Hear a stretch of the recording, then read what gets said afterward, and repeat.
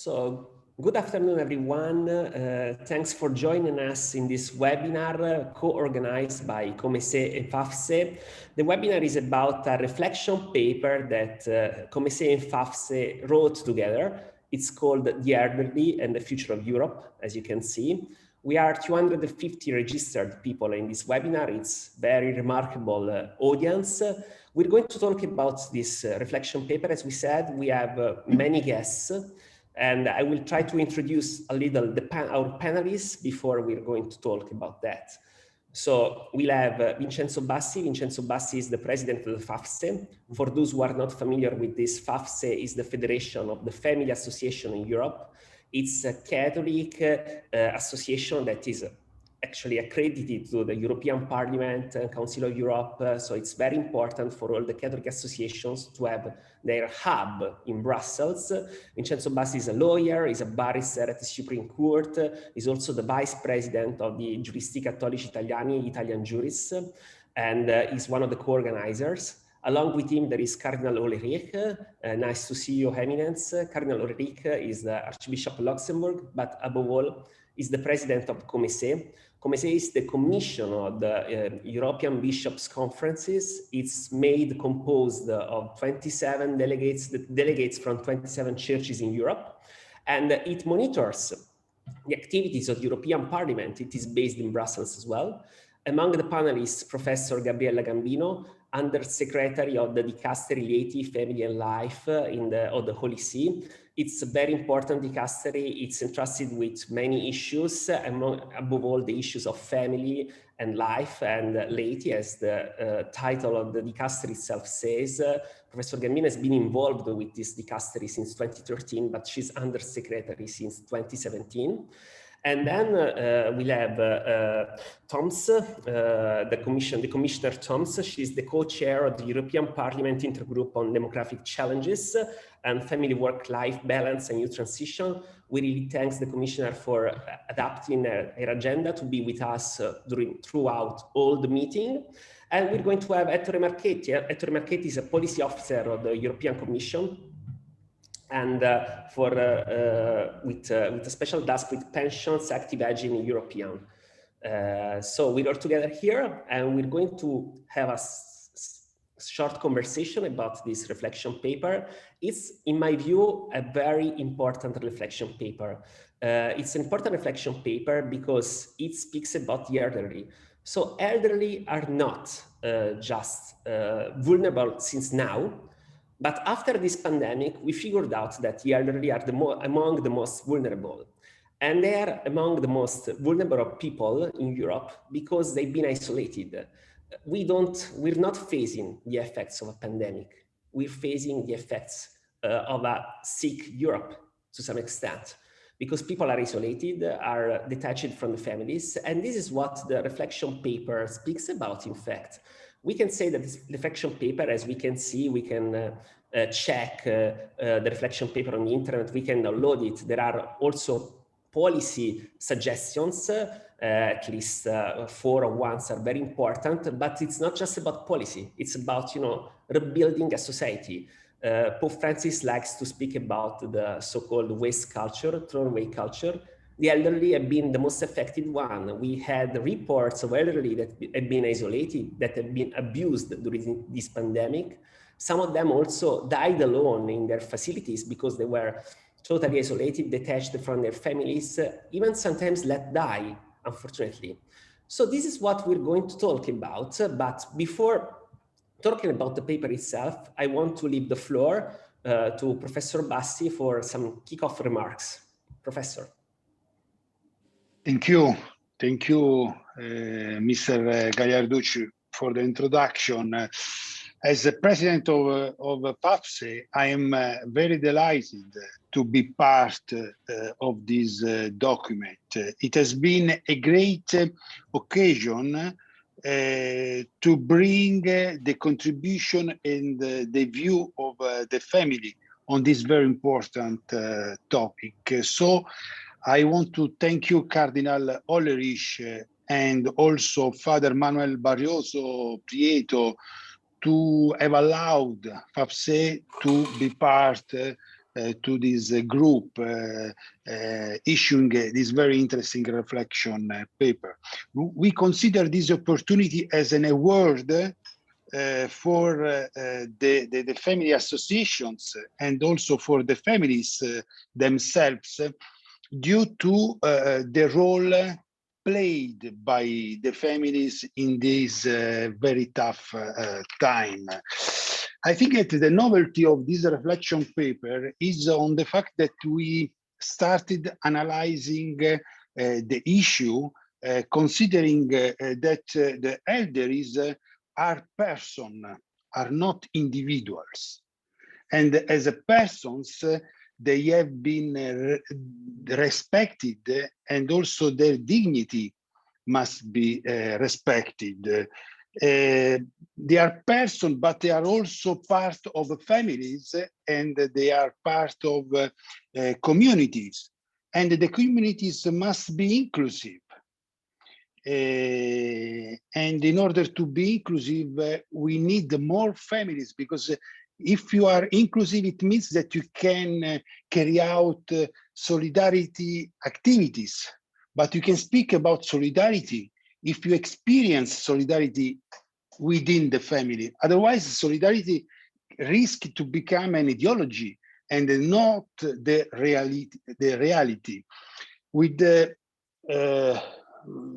to this respect, that is this pandemic time, we see that the families are facing many problems, but we can say that the worst problem is not the lack of job and the lack of money. They are very big problem, of course, but the worst problem is the loneliness. The families and the individuals which are without any network, we are outside networks, they lived this during this time in a very bad situation without solving problems. The family within a group of families or a network of families, they could bear the difficulties in an easy way. So we have to think about families within a community which is made up by a group of families. Having this goal, of course, we can also move to the economic consequences of this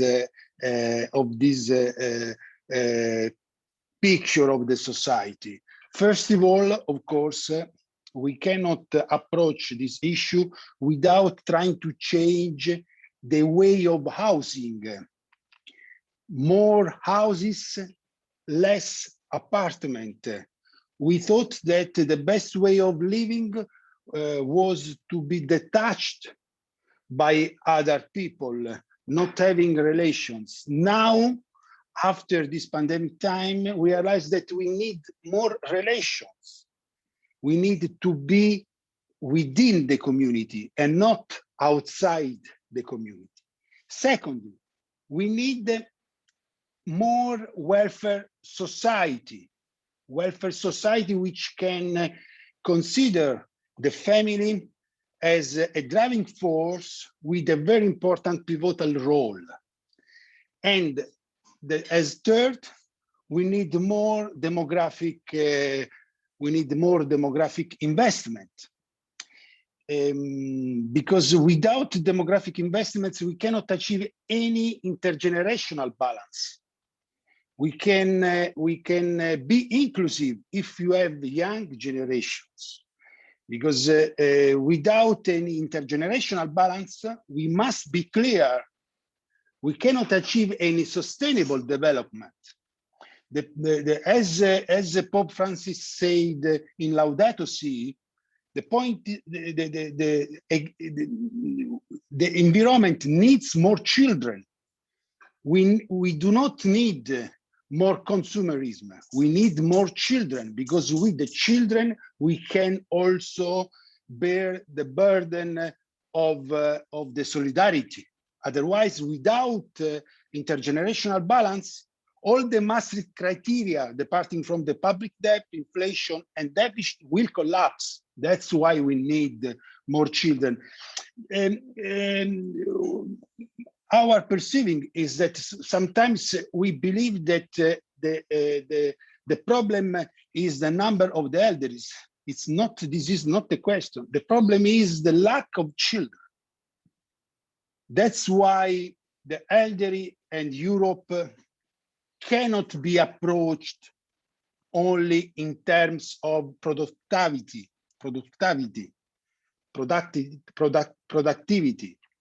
If so, what can happen when a person is not productive anymore?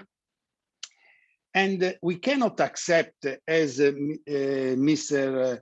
Gagliarducci say, we cannot accept the throwaway culture, which is, however, the direct consequence of this productivity approach. Let's remind that each person is not as an addend to a sum, but rather is a multiplication factor with a multiplier effect in terms of identity, education, experience, even well-being of the family and of the community. In conclusion, Europe needs more stable families for the good, not of the families themselves or of the Catholic Church, but for the goods of the European communities. As family associations, we have to take this responsibility, being aware that the family is not the sick, but the care of the sickness. Thank you very much for this occasion to discuss and to try to depart from this reflection paper to put in the center of the European agenda persons and family as a resource for the common good, European common good. Thank you.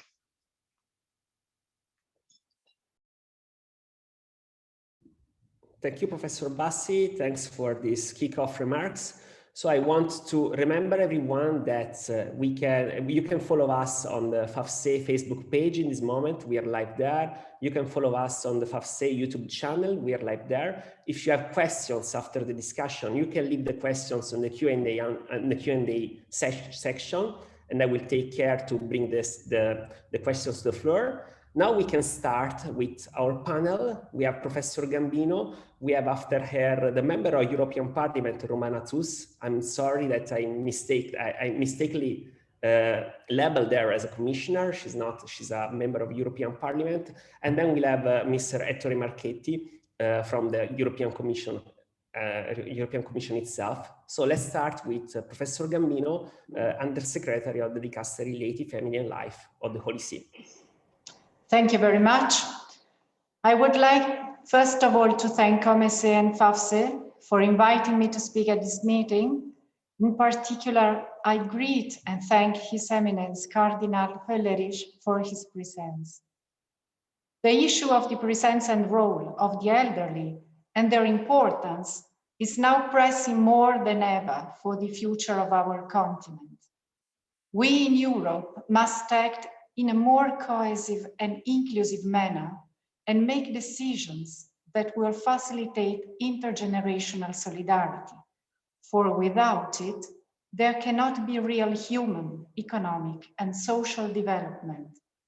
With only a few weeks to go before the beginning of the Amoris Laetitia family year, I see this event as a first concrete opportunity to give impetus to joint action aimed at preserving and encouraging dialogue between generations.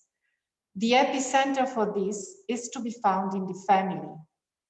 The inversion of the demographic pyramid is causing institutions all over the world to seriously consider specific measures to restore dignity and respect to the lives of the elderly. They're not only planning for the current pandemic times, their perspective has to go beyond this emergency and takes shape in organized structural management at the social, political, economic, cultural, and spiritual level. The collaboration of the entire community, civil and ecclesial, is essential. The document, The Elderly and the Future of Europe, was conceived well before this pandemic, which is having such a tremendous impact on the elderly population. It is precisely the fact that its planning precedes the prevailing situation that makes it a paramount text, lucid in its analysis and proposals, and with a high potential for positive outcomes. Longer life expectancies is good news in itself. It is the fulfillment of an ancient human dream to live a long life. The paradox of our time, however, is that we want to live longer without becoming old, without bearing the marks of our long lives in body and spirit. This is the culture of ageism, which regards the passing of the years as something with a negative connotation. However, it can be counteracted by allowing the elderly to feel included and by protecting them from all forms of discrimination and from the negative and debasing representation of old age that dominates many societies today. This cultural and educational undertaking and commitment needs to be shared by all generations and institutions at all levels. Life is a gift always, even when we become more afraid. Until we become aware of this, we will always fail to understand that an aging society not only brings challenges, but also opportunities for human, economic, and social development. It is a fact that older people hold an invaluable role in family and society as they transmit the values that every society needs in order to look to the future with wisdom and confidence. It is also a fact that they are an asset for society as a whole, as they provide opportunities for the creation of new services, new jobs, and new forms of cooperation. I would like to dwell briefly on a point which I believe must be taken into account in any concrete measure, including at an institutional level. That is the close relationship between the aging of the population and the demographic winter. Pope Francis spoke about this in Fratelli Tutti. If we take a look at the other side of the coin, we may find that perhaps it is not the elderly who are too many in absolute terms, but that it is children and young people who are few. Productive discussion about the aging of the population cannot be dissociated from serious reflection on the decrease in birth. The figures in the European Commission's report on demographic change are clear.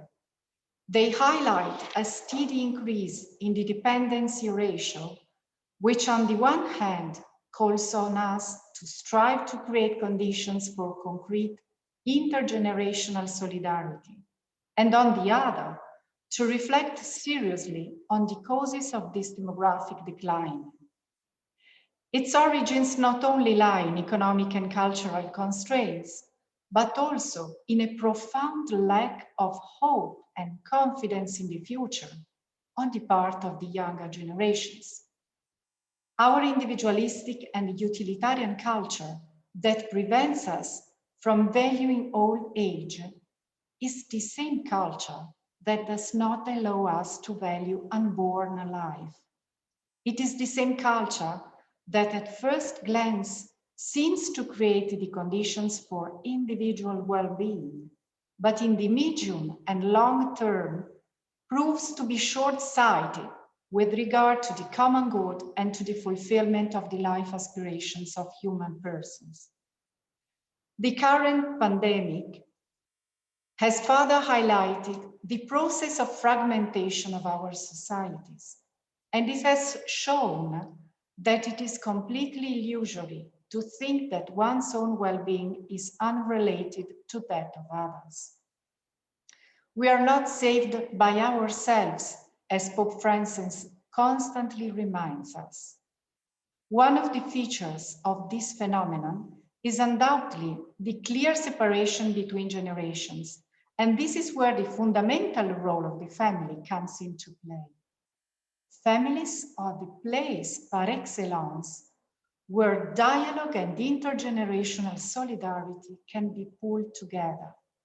The elderly with children, in other words, the succession of generations, we cannot do without families. The COMECE FAFCE document tells us that the keys to facing the current demographic challenges are to be found in the family and in networks of families. It says that families should be put in the best conditions to flourish and to be hubs of social cohesion, as well as of intergenerational solidarity. This is not only within families, but also at a community level, between families and in society. This is how the concrete proposals for European intergenerational solidarity provide realistic ways of achieving the common good. Better still, they can achieve the relational goods that conjugal families, with the stability and certainty they confer on their members, are capable of generating. For this reason, families require sustained support from the state and institutions, since the family is the institutum, the foundation of our society, a precondition for every other possibility of development for human persons in their social dimension. Only through the family can the conditions for the common good be created. It is families that are best able to encourage positive attitudes in the marketplace, such as sharing and solidarity between generations. Families generate human resources, circulate capital based on specific needs, and produce services.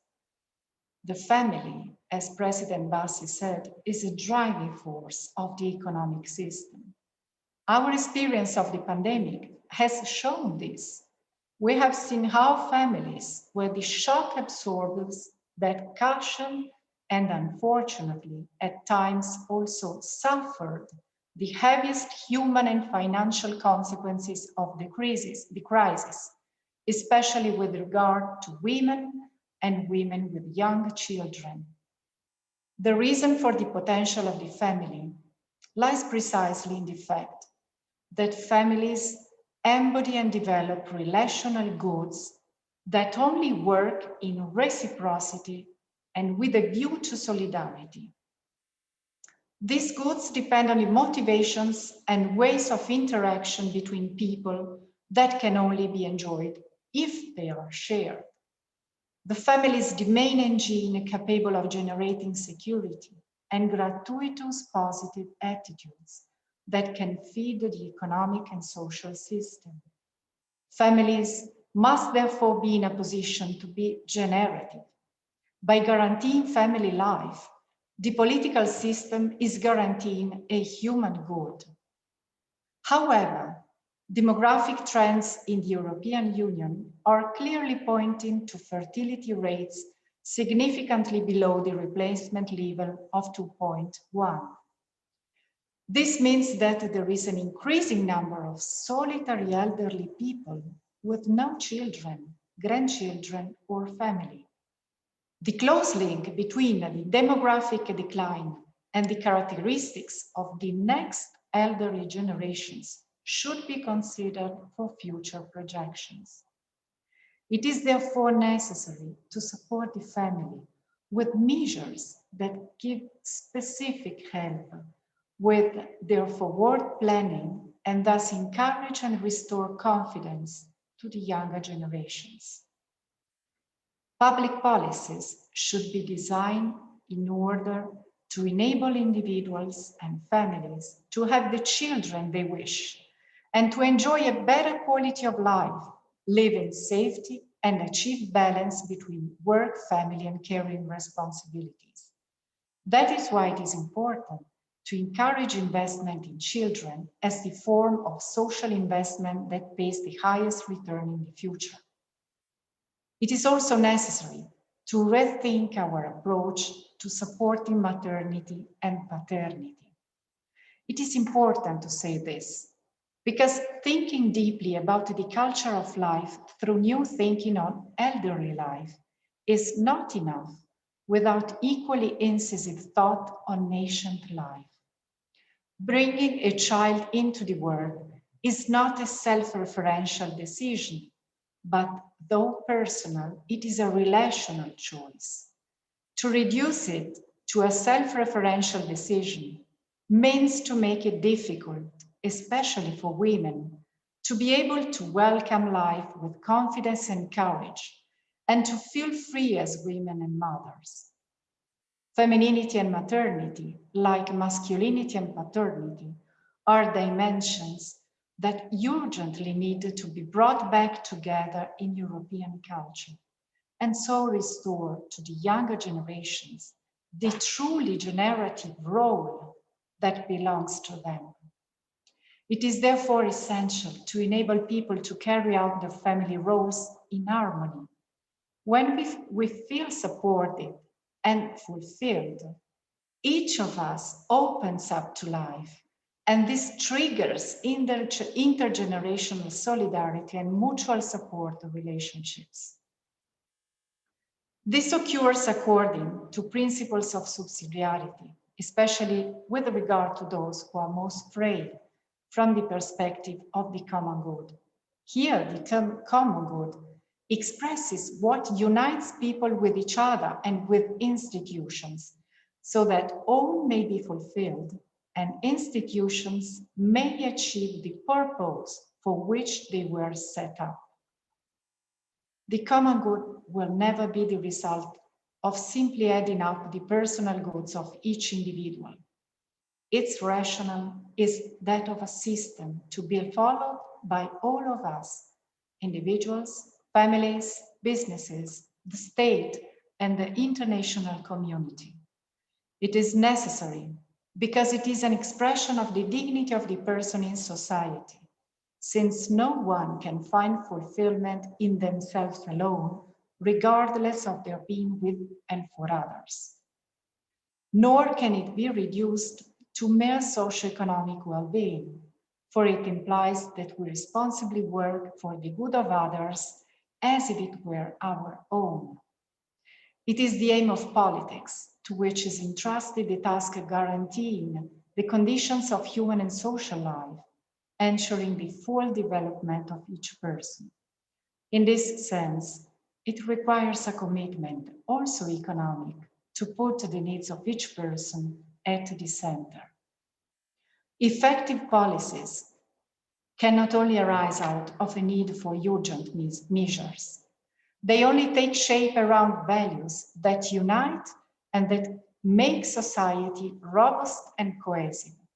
We all serve humanity with its intrinsic and common fragility, and we search for justice that does not discriminate, but that aims at creating the conditions where we all recognize the inviolability of every human life.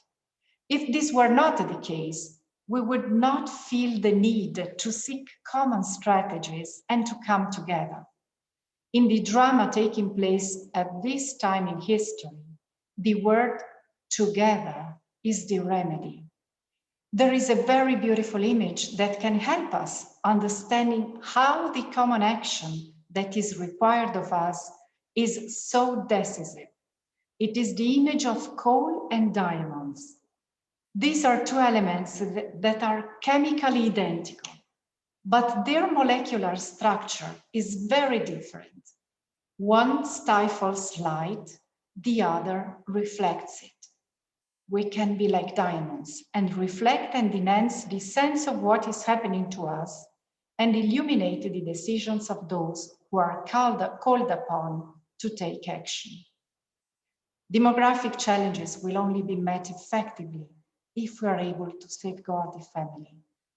By generating relational goods inside and outside itself, the family can domesticate the world in the true sense of the word, that is to make it a domus, a welcoming home for each one of us, elderly included. It can be a place where everyone can feel that they belong to the common home. Thank you very much. Thank you, Professor Gambino. So we can say in the end, to summarize, that if we don't care for families, we cannot care for the elderly. We built perhaps a society, we didn't build a community, and a community of families is quite important. And now I would like to leave the floor to the member of European Parliament, Romana Tomc. She's co-chair of the European Parliament Intergroup on Demographic Challenge, Family Work-Life Balance and Youth Transitions. Honorable Tomc, to you the floor.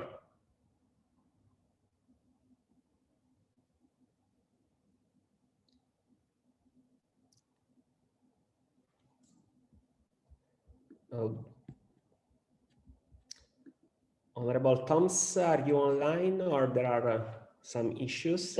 No, I'm online. Is it okay? Right. Oh, okay, thank you. Thank you.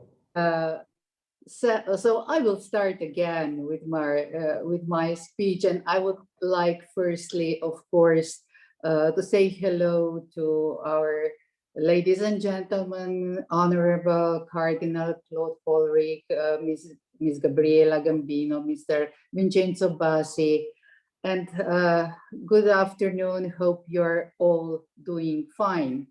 I'm sending you a big warm welcome from Slovenia, and I'm glad that I can be with you today. And thank you, FAFCE, for this opportunity. Discussing about the challenges we face has no borders. As you see, I'm sitting at home. Even in these pandemic times, we can speak to each other and we can exchange our views. Well, a little bit about me for the beginning. I have been working in the field of social policy for more than 3 decades now. First in private sector, on the level of the member state, in the government, and now on the EU level. This is my second term as a member of the European Parliament, and in my previous mandate, I mostly focused on the young generation. I did a lot of work on this subject and few reports. But very soon I also realized that with a focus on the only youth, we are losing the attention to our most vulnerable and the most valuable part of our society, which is growing, as we all know and as we all speak about, the elderly. I felt like my work is not in balance. So for the second term, I wanted to do more for our elderly people. I realized you cannot work for one generation without taking care of another. Logical connection, of course, between the youth and the elderly are the families. There is nothing without the families. So I was very happy that we managed to create and to get the support for what you already mentioned, Andrea, Intergroup on demographic challenges, family work balance, and youth transition. It's quite a long title, but it was really a hard job. It was not that easy because in the European Parliament, we are limited in the number of these intergroups. So there were many requests, and I'm really glad that I succeeded to persuade my colleagues and to explain them that this intergroup is really very important. Well, it is true right now that unfortunately due to the COVID reasons, and the COVID situation, our work stopped for a little while. But nevertheless, we are committed to work, and we are doing whatever we can to prepare the legislation that will follow our goals. That's what we are doing in the Parliament. We are adopting legislation, and it's very important that we are involved in the beginning of the creation of this legislation. So this is another reason why this intergroup is so important. Well, dear esteemed guests, dear listeners, all of 250, if you're there, first I would like to go back a little bit to September last year, when the President of the European Commission, Ms. Ursula von der Leyen, had a speech in the European Parliament. This was the speech of the State of the Union. I have to tell you that I liked her speech very much, because she gave us a broader picture of what EU wants. However, I missed something. There was a mention of every commissioner's portfolio except one, except from the one for demography.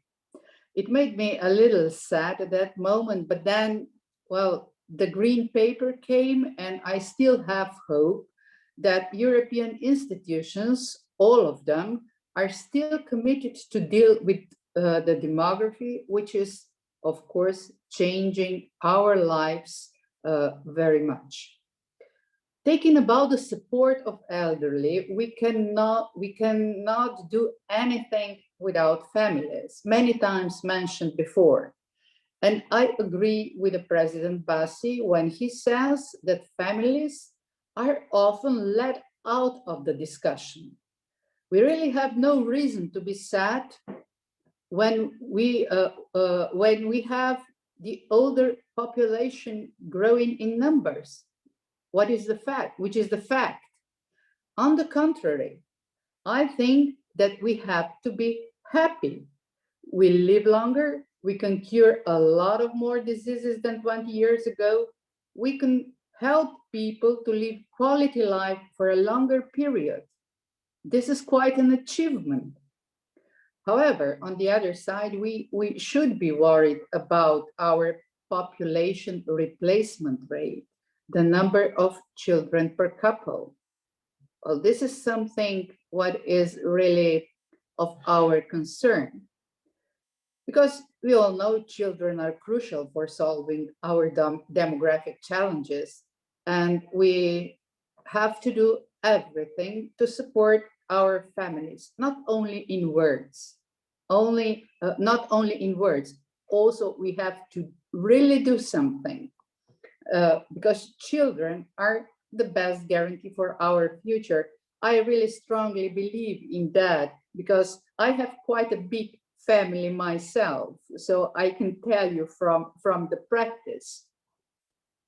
Now we know, and it's obvious, that mass migrations won't solve our demographic issues, at least in the long term not. So we have to do everything to what we can to make birth rate higher in the EU.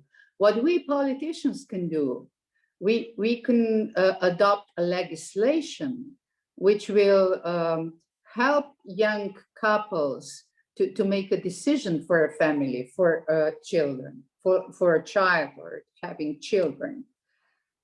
So we have to have all of the support, which starts with adequate legislation.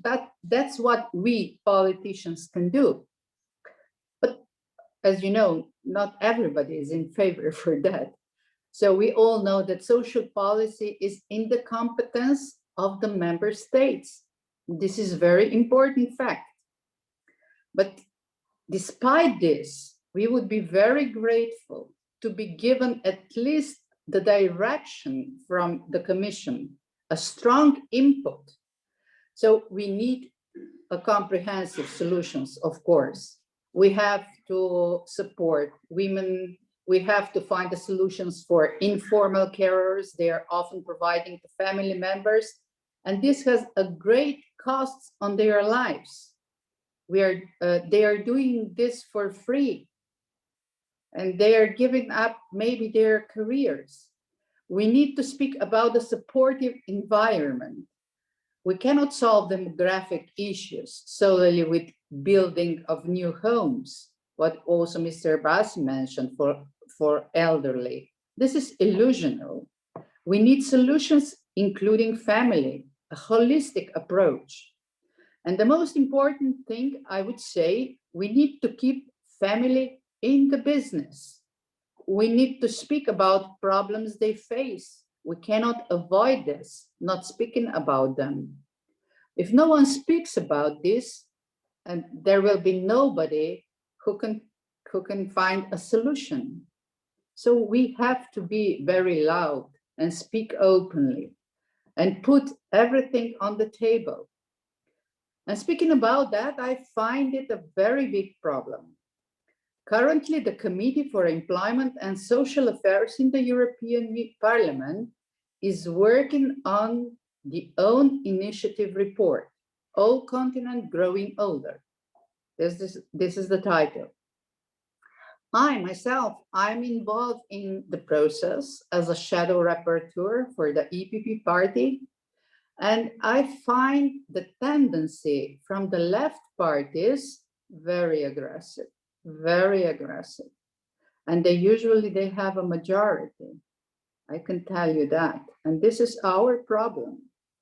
It even came so far that it is sometimes difficult when you want to put a word family in the text.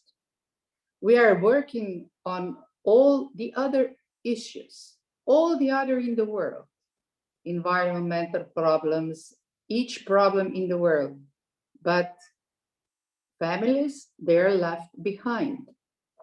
I'm also noticing that this issue on lots of reports voted into committee, the same issue, avoiding mentioning of our demographic issues, families, elderly care, and so on. And this really saddens me. So I'm often asking myself, how could we come so far? Is this my Europe? And I would like to do as much as possible to improve the situation, which I don't find very well and very fine. Because I think that, well, or ask myself, do we still remember our roots, our values? Sometimes we forget about that. But nevertheless, I'm not pessimistic. I cannot be. I cannot afford this. I'm committed to make a change. What I can do, I will do. If the report does not satisfy our perception of the family role in the demographic challenges, we will go further with other available means. As I said before, somebody must fight or nothing happens. We have so many vulnerable groups with their advocates, but I think families, they need their advocate as well. They are also vulnerable group, making each and every one of us worthy. Families strive to survive, to overcome obstacles, and yet you have the perception that no one listens to them. They don't have enough support, as I said, at the highest level. For example, this is also the European Parliament. And we are missing months, we are missing years, and even decades. And I'm afraid that when we overlook it, it would be too late. I would like to mention an example, a China example, with one-child policy. And where are they heading? We cannot compare with them, of course, literally, but just for example. The first problem which they have now and which they mention and which they communicate is the lack of care for elderly. And this is logical because of this policy in the past. And we don't want that. But on the other side, we are still getting there in high speed. So this should be stopped. So I would be happy to say that we are now at the end of this pandemic year, but I'm afraid to give you a false hopes as we strive through the 1-year anniversary of the COVID crisis, which has been a great challenge. You mentioned before, not for only for our families, for youth, this was a challenge and still is a challenge for loneliness, for elderly people, which are, well, now facing these lockdowns. So we all have to work together, some in the European Parliament, some in other institutions, so we can together find answers to support families. We have many, many means in our hands in the EU. And it was already mentioned, money should not be the problem. And money is not the problem. Money is not of the importance, not in our rich world. We have money. We just have to find a way how to put it in the right way. But this is about the support. Our families, is demography, are elderly on the top of our priority list or not? Well, so what we can do, what I can do, can help with the right legislation, and the most of all about the recognition of the role of the family in our social model. Because we are now speaking a lot about a new social model, and this idea supporting the families and elderly should be included as much as possible. So thank you again for the invitation. I will end up here, and I'm happy to discuss it further at the end of the presentations. Thank you. Thank you, Honorable Tomc, and we really appreciate your commitment and your work for family. I can see a red line here, and this red line is this holistic approach that we have. We started by talking about a reflection paper on elderly and the future of Europe. We figured out that elderly are not a problem, it's a problem of communities, it's a problem of families, it's something wider that we should approach it together. And I guess that having seen the positions of the Holy See and of the European Parliament, or at least of an intergroup of the European Parliament, FAFCE and COMECE can be a bridge between the Holy See and the European Parliament to foster this view. And now, talking about the European Parliament, we switch to the European Commission, and I will leave the floor to Mr. Ettore Marchetti. It's a policy officer of the European Commission, and he works with pensions, active aging, and active aging. Mr. Marchetti, which are your remarks? Yeah, thank you. Stop me if you cannot hear me. I hope, yeah, it seems you can. Thank you. I want to say 2 words. First of all, where we come from, what is the situation that we are facing today when we look at older people? But also, I would like to say a couple of words on what we try to do about it, and also where we expect your help. So first of all, aging. Well, we all know the population is growing older. There are more older people today than there were like 50 years ago. There's going to be even more in the foreseeable future. But that's not it. It's not the whole thing it changes. Also, the structure within the population is changing, and we have to face it. See, in the 1960s, there were in Europe every year, for every 1,000 people, there were 5 marriages and there was 1 divorce. But now we come to a situation which has changed. Now we are running more 3 marriages per year and 2 divorces for every 1,000 people. Of course, people have gotten older, and there is more opportunity for one and the other. But we also have to take into consideration that the families are changing. Now, what does it mean for all the people? Does it mean that the family are no longer important? No, on the contrary, the families are central to the well-being of all the people. What it does mean, though, that we as policy, I don't know, policy maker, initiator, whatever it is, must pay a special attention to the people who don't have that benefit. And because of that, are at risk at social isolation, as Vincenzo mentioned earlier. They're at risk of not having the support that a family provides. And that's unfortunately, these people are growing in number. We have now come to the situation just recently where in one country, in the EU, Sweden, the single people households have become the majority for the first time in any European country. So this is the situation that we are facing. It's not just older, but also people are less within family.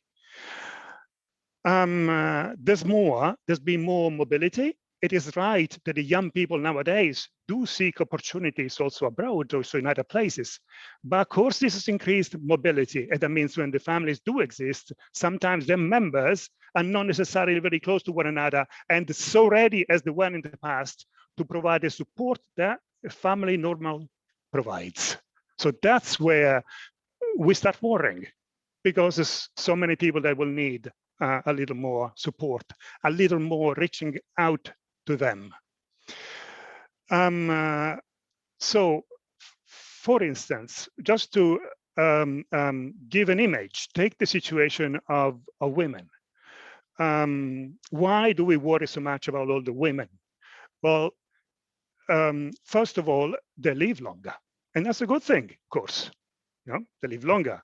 However, this also carries some risks and some drawbacks. Firstly, because women that do live longer, yes, but live shorter than men in good health. The healthy life expectancy is lower than that of the men, so they need more assistance. But also there's the fact that in European household on average, and in the families be the same thing, a woman is 2 to 3 years on average younger than her partner or husband. That means that on average, a woman outlives her husband by almost 10 years. So we're looking at a lot more older women who are single than there are men. There are at present about 20 million older women who live as single. And in a couple of decades, that will double to 40 million in the European Union. Why do these things accumulate, these events in life, work, life, and so on? There's a lot of mechanism, but we do know, we do observe that, for example, the gender gap is such that while working, women earn about 15% than men. That's a pay gap on average in Europe, 15%. But when they retire, the pension gap is 30%. It really grows up, it accumulates with careers and life and so on. So we need to pay special attention and prevent these situations. The migrants work their whole life, but many of them come to Europe when they're 25, 30, 35. So they start contributing late to, for example, their pension. And when they do retire, even though they tend to retire later, they have lower pension and they're often inadequate. We're looking at people who don't have the same access to dignified older life as everybody else have. So they do also reserve our attention. So what is the solution? Well, it is clear we have to expand our solidarity. I mean, Gabriella earlier mentioned the fact that we have to abandon our utilitaristic and individualistic approach to life, and that is the solution. The solution is that we have to create, we have to give support to family for the support within the family, but we also have to encourage the community to intervene in a way where people express their solidarity to one another. This has to be supported within each other. So older people, many older people are able to remain active. They're able to give support to one another. And when they're weak, they should receive the support so they're back on their feet and they continue giving their active contribution to our society. But this works best when we can create an environment where there is some support from the government, where there is safety, where the health is, I wouldn't say guaranteed, but at least strongly supported by the government. So the best thing that works, as far as we can observe, is a combination of the individual solidarity of the citizen themselves, but also with some support. Taking into account that the most of the care that come when older people need it is informal, is within families, and also sometimes within the community with friends and others. But again, this works best when it is supported. What do we do? We are looking forward to the report to the Parliament that Romana has mentioned, and we know also the Council is working towards policy, towards the well-being of older people. In the meanwhile, end of January, the Commissioner's launches a green paper on aging. It is a consultation. A green paper is a series of questions. It asks questions about what we are doing about aging. The questions are we addressing the right problems? Are we addressing all the right problems that are out there with aging? Secondly, are the policies that are carried out now, are they still up to date, or do we need to make changes in these policies? And is in the context of this green paper, by the way, the consultation ends on the 21st of April. So there's another almost a month and a half, almost 2 months. And in this context that we want the citizens, but also the organizations such as yours to contribute and help us redefine the policy. What has to be done at individual level? What has to be done by government? What can the EU do together? And how can we look into each other's shoulders to learn and create an environment and a society where older people can remain healthy and active for the benefit of one another? So that was I'd rather keep it short, and I'd like to listen to your question, but also your intervention. We are very eager to listen to you on how we can go by and together face the aging challenge in all its facets. Thank you. Thank you, Mr. Marchetti. So we somehow added one piece of the puzzle. And this piece of the puzzle is that we need to build a network of solidarity. It's something that we all agree about. Families, network of solidarity, and a new social system, a new society, I would say, that we can build up. Now, the panelists have concluded. I think that Professor Bassi wants to wrap up a little about what they said, just very briefly, because we're short of time. Mr. Bassi. So thank you very much. I was very interested of all your speech. Thank you. I want just to remark one fact. When the families were most stable, the families themselves can be inclusive vis-a-vis people who are without family. This is the experience of our family. Everybody who has a family can confirm that. This is important. That's why we speak about the family, because the family are open. But of course, we need more stability.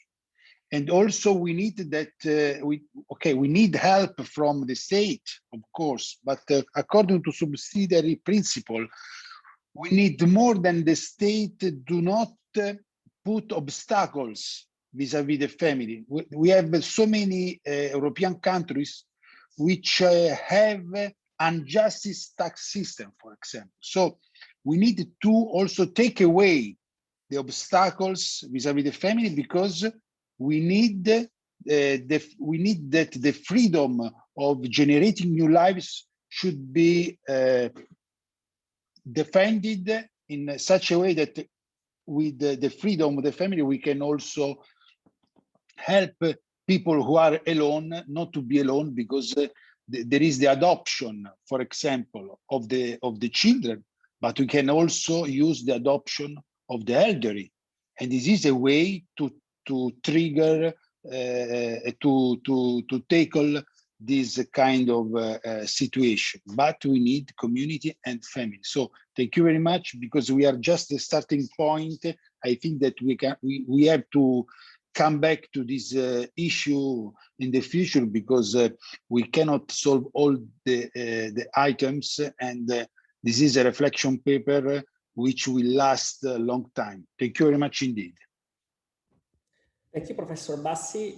We have one question from the floor, and this question will be addressed to Professor Gambino and Honorable Tomc. Just short answer, because we already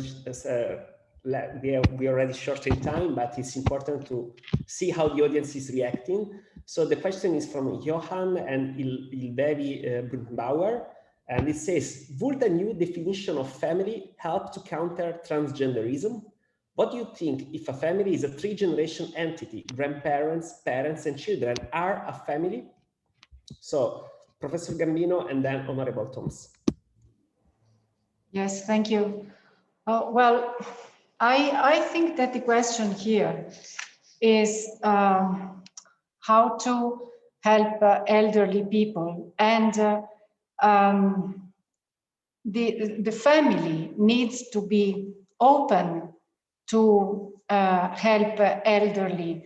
The question of the definition of family now is not the central question, you know.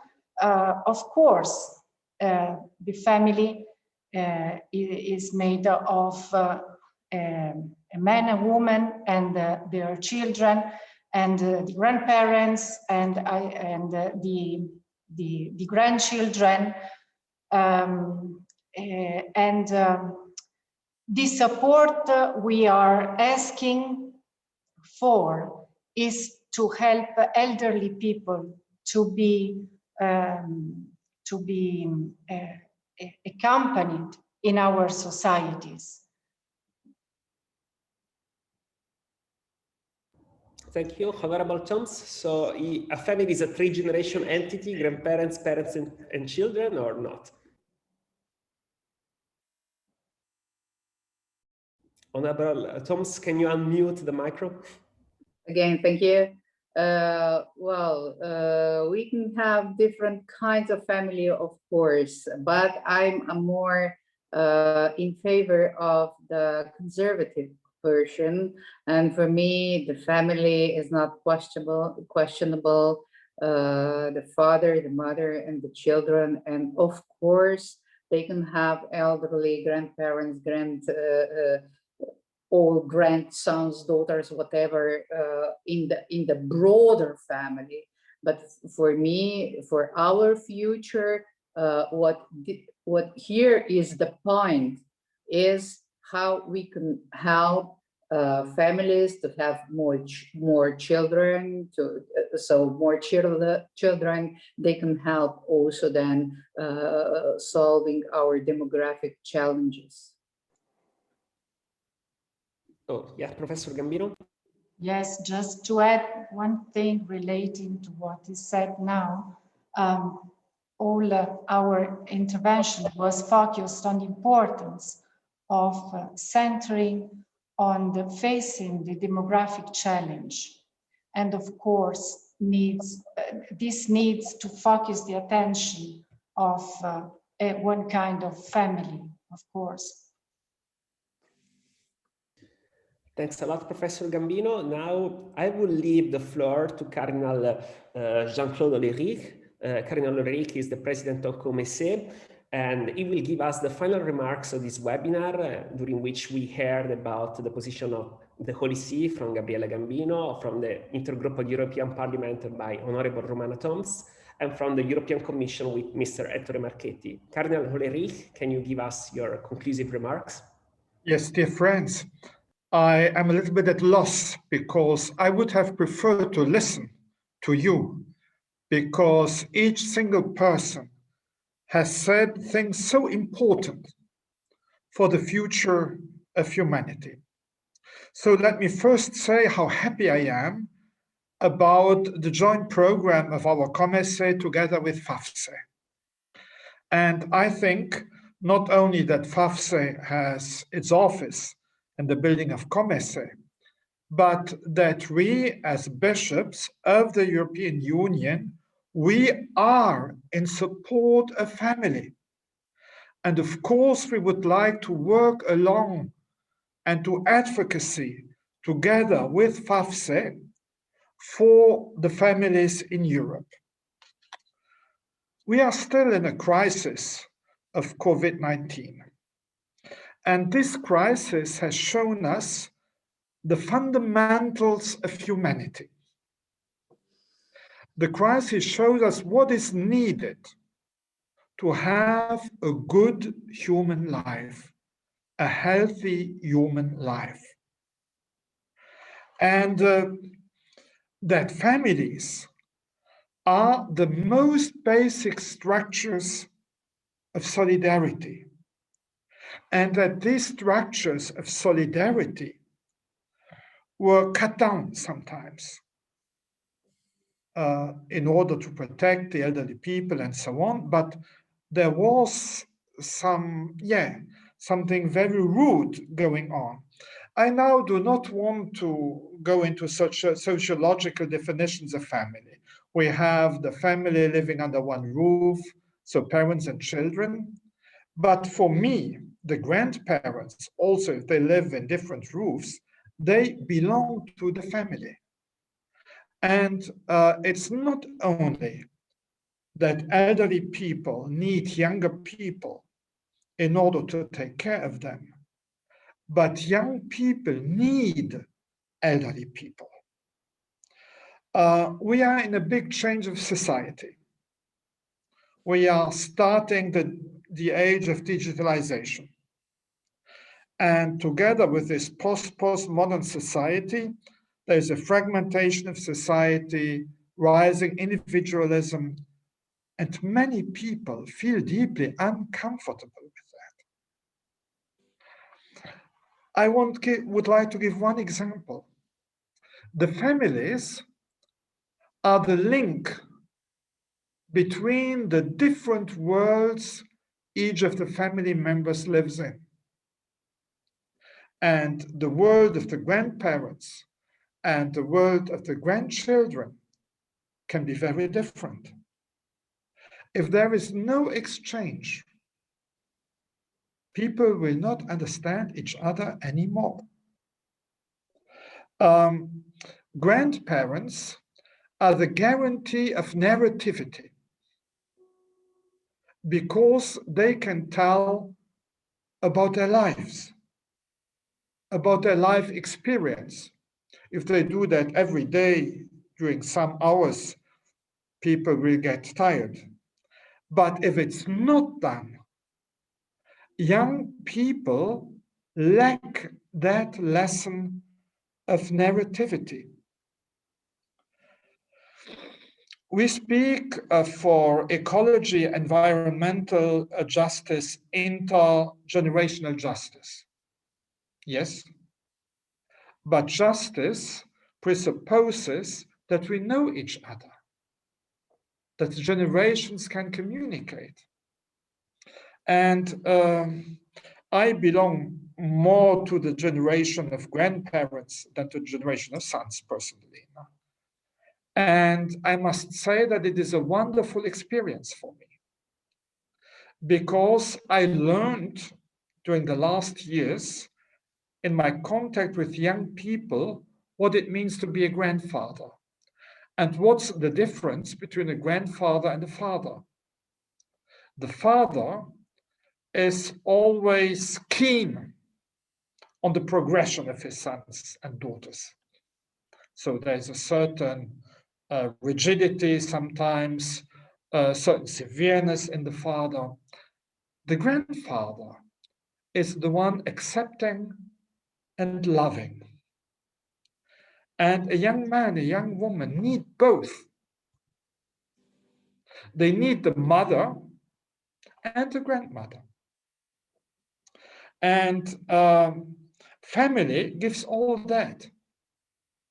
So this, let's say, this intergenerational justice of love in families give us an idea what economic role of families can be in society.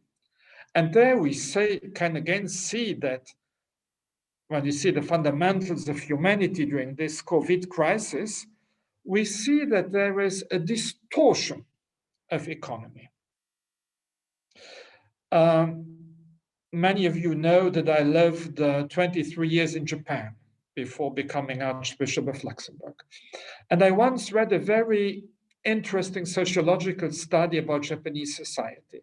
It said the Japanese group, forgetting its identity, has to exclude members. So there are people who are excluded below, which are the people, burakumin, so those working with leather goods in the past, and now they are replaced by migrant workers. And there is exclusion, also an exclusion above, it's the imperial family who are out of touch at the same time. Now, our economic model in Europe functions the same. There's an exclusion of children. Children are seen as a hindrance to economic well-being and personal development. And we want to get rid of children during daytime, have them just for the night in the house, good night, bye-bye in the morning. I am not against the structures which are needed for children, because I'm very well aware that women also want to work and there must be solutions found. But I think a healthy sharing of work between men and women, father and mother, could be some good thing. And then we exclude the elderly people. They have special homes. We park them in the homes. And this model of economy, that only people in the economic process are important and that all the other people get discarded in certain ways, is not healthy.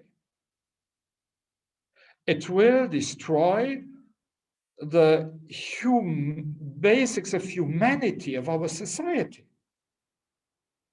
It will create egoists. So when we speak about European values, we also must care that these European values could continue to function in the future. So I was very happy when tax systems got mentioned. There is a tendency to have tax systems based on the individual. That is destroying society. So we need a conversion to family. As there's an ecological conversion, we also need a conversion to family. And I think, like every conversion, it must start in the heart of every woman, every man, every young people, elder people together. But a real conversion, or conversion, is only real when it has also consequences in economics and in politics. So we need a real conversion to family. And I am very happy that FAFCE, together with our COMECE, we can work hand in hand for that. So thank you so much to all of you. Thank you to my friend, Andrea Gagliarducci, for leading this debate. And I really think, as it was already mentioned, that we have lots matters to discuss in the future about families in Europe, because we love Europe, so we love families. Thank you. Thanks a lot, Your Eminence. So with this call to a conversion for families, I think we can conclude our webinar. I'm sorry that there are other questions, but we're out of time. I'm Andrea Gagliarducci, I'm a Vatican analyst, and I accompanied you through this journey. I invite everyone to read this reflection paper by the COMECE and the FAFCE. It's called The Elderly and the Future of Europe. It's kind of a challenge to speak about the elderly and the future, but this is the world we're living in now. And that's very important to understand how we need to foster a new society. Thanks everyone for joining us. And if you have other remarks, questions, you can address emails and get in touch with us. Goodbye.